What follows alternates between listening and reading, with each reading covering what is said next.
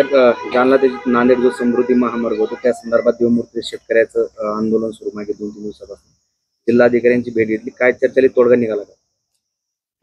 जिल्हाधिकाऱ्यांच्याकडे आम्ही आणि कैलास शेठ माझे आमदार आपल्या जालन्याचे आम्ही मुद्दाम सगळे शेतकरी जिल्हा काँग्रेसचे अध्यक्ष विजय भाऊ सगळेच आलो आणि त्या शेतकऱ्याच्या आंदोलनाला भेट दिली। शेतकऱ्याने आम्हाला त्यांचे काही प्रश्न सांगितले, ते खऱ्या अर्थाने अगदी न्याय प्रश्न आहे की त्यांना न्याय मिळाला पाहिजे असेच आहे, परंतु ते बिचारे उपोषणाला बसले, त्यांचं म्हणणं कोणी ऐकून घ्यायला तयार नाही अशी परिस्थिती निर्माण झाली। परंतु त्यातले काही प्रश्न जे SDM लेवलला सुटू शकतात, काही प्रश्न कलेक्टर लेवलला सुटू शकतात, त्याच्यावर जिल्हाधिकारी महोदयांनी सांगितलं की आम्ही याच्यातून काही ना काही मार्ग काढू।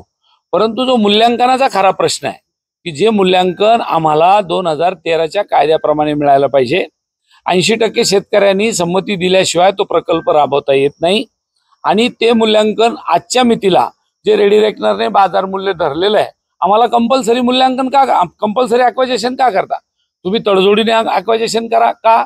तर जालन्याच्या शहरालगत जमिनी आहे त्याचा दर जो मागच्या 5 वर्षापूर्वी होता तो आज राहिलेला नाही। नोटिफिकेशन 2021ला निघालेलं आहे आणि तुम्ही दर कधीचे सांगताय आम्हाला, त्या 2024ला घ्या। याच्यामध्ये फार मोठी तफावत मूल्यांकनामध्ये आहे आणि म्हणून शेतकऱ्यांचा जोपर्यंत मूल्यांकनाचा प्रश्न सुटत नाही तोपर्यंत ते आंदोलन कमी सोडणार नाही आणि शेतकऱ्याच्या पाठीशी आम्ही खंबीरपणे उभे आहोत।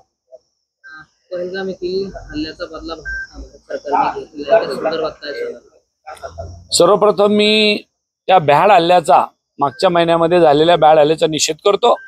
ज्या पाकिस्तानने दहशतवादी पोसवले त्यांनी जो हल्ला काश्मीरवर केला त्या पहलगाममध्ये, त्या हल्ल्याचा निषेध करतोच, परंतु आज आपल्या आर्मीचं किंबहुना आपल्या हवाई दलाचं अभिनंदन करतो की आज पाकिस्तान लगतचे सगळे दहशतवादी स्थळं आज नेस्तनाबूत करण्यामध्ये आपल्या भारताच्या सेनेला यश आलं, त्याचं आम्ही अभिनंदन करतो।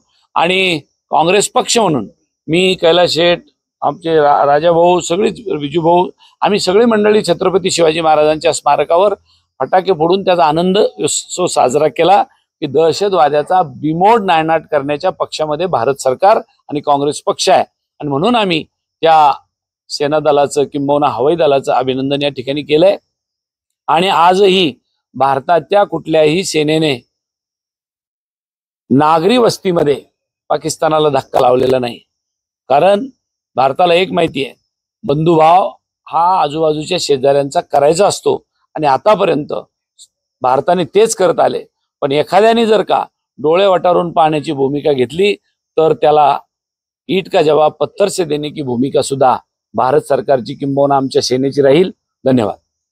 समृद्धीच्या विषयावर सन्माननीय खासदार साहेबांनी सखोल जे बोलायचे ते बोलले।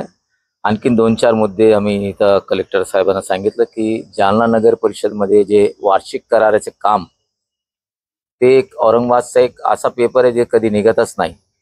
आशाला जाहिरात देखून ऑफलाईन ज्याने टेंडर केले बघितलं तर ते नियमाने नाहीच आहेत, त्याची एक तक्रार गेली होती पण त्याचं काही निष्पन्न झाले नाही। कलेक्टर साहेबांना मी विनंती करू की त्यात तुम्ही स्थगिती देऊन त्या विषयावर सखोल चौकशी करा आणि टेंडर रद्द करा, ही मागणी आम्ही प्रमुख मागितले। जर हे करत नसेल तर मग आम्हाला लोकशाही पद्धतीने काय करायचं ते करणार आहे।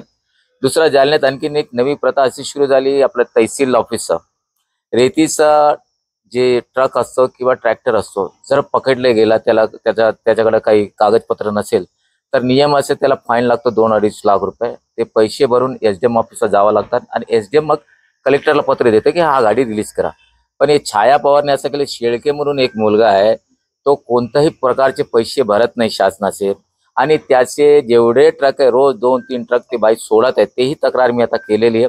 आणि योगायोग नवीन SDM हदगडने म्हटलं की बाई आम्ही असं त्या शेळकेला कोणत्याही प्रकारची परमिशन दिलेली नाही, पण ही तहसीलदार आपल्या स्वतः सोडली, त्याच्यावरती कलेक्टर साहेब म्हटले की मी चौकशी करणार, जर असा प्रकार चालू झाला तर आम्ही खपून घेणार नाही। साहेब, दुसरा एक जालना शहरामध्ये मोकाट कुत्र्यांचा प्रश्न राहिला आहे। काल एका 7 वर्षाच्या मुलीचा जीव गेलेला आहे। आता मी तेच म्हणतो ना की बाबा नगरपालिकाची महानगरपालिका झाली पण काही चेंज झाला का? कुत्रेच तेवढेच, अधिकारी तेच। यांनी महानगरपालिका केली ते म्हणत होते की IAS अधिकारी आणणार, IPS अधिकारी आणणार, असा होईल तसं होईल. काय झालं? अरे कुत्रे सांभाळता येत नाही नगरपालिकेला, तुम्ही काय करू शकतात? आणि ते मला जे माहित पडलं की आतापर्यंत 50 ते 60 लाख रुपये त्याचं बिल पण काढले कुत्र्याचा नसीबंद नाही नसबंदीचा. आणि आता म्हणतात नाही आम्ही टेंडर काढतो. यात पण लोकांनी मदत केली पाहिजे. मागे आम्ही या कुत्र्यांना जेव्हा नगरपालिका आमची असताना मोकाट कुत्र्यांना पकडून आम्ही जंगलात सोडत असताना जालन्याचे काही नागरिक आणि वरचे काही पॉलिटिशियन यांचा दबाव आमच्या फार मोठ्या प्रमाणात आला. आणि जे नागरिक आहे मी त्याचं नाव सांगू शकतो की तुम्ही कुत्र्यांना पकडून का घेऊन जातात. आता हे प्रश्न आता उचलतो, करायचं तर काय? आता त्याला नसबंदी हाच एक प्रकार आहे. नसबंदीच्या नावाने किती पैसे घेतले नगरपालिकेने बघा तुम्ही. आणि ज्या लोकांनी महानगरपालिका केली त्यांना विचारा ना, पण माझ्यापेक्षा त्यांना माहिती आहे की नगरपालिकेमध्ये काय चाललंय.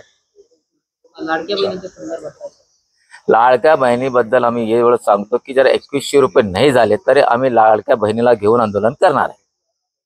स्थानिक स्वराज्य संस्थेच्या निवडणुका 4 महिन्याच्या आत द्या आदेश सुप्रीम कोर्टाने दिले. हो, स्वागत आहे त्यांचं, सुप्रीम कोर्टाचं स्वागत आहे. महापालिकेची निवडणुका तोंडावर झाली आहे. कशी हो. तयारी आहे? तयारी म्हणजे आता कालच डिक्लेअर झालं ना, काल डिक्लेअर झाला. आणि आज मी तुम्हाला सांगतो की आता हे वार्ड रचना होईल.